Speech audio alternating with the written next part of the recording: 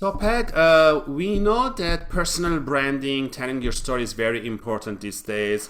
For me, I would say I didn't know about personal branding when I came 12 years ago, but now I know about personal branding, know your values, how to present yourself.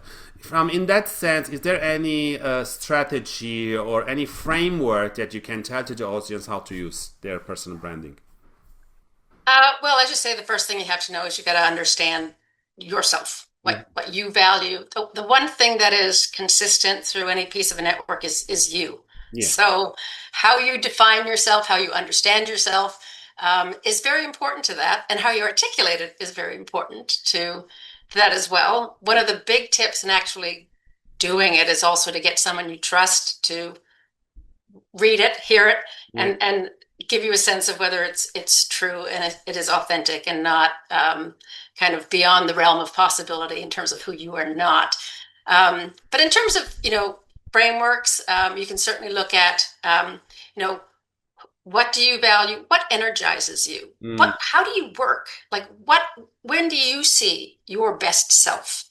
And when you go through that process, what you're trying to understand is not just who you are and what your story is, but how you add value. yeah, And so when you're looking at job opportunities, you're saying, okay, I understand the job. Now, how do I add value to yeah, that?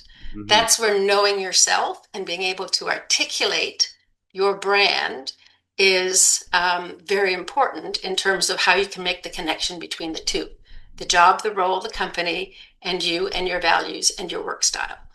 And that's one thing, for example, I think that in the personal branding thing that people don't get into, but employers are very interested in, hmm, is what is your relationship with work? How do you work? How do you like to work? Are you a team player or you're deeply analytical? Do you really like complex problems or you're a people person? Like who are you and how do you work? Because I think right now there is a real general mismatch and hmm, a generational mismatch, I should say, yeah, between expectations of employers and expectations of new grads and people just entering the marketplace. And it kind of goes like this a little. mm, Um, and then assumptions are made and all kinds of generalizations happen which are unfair.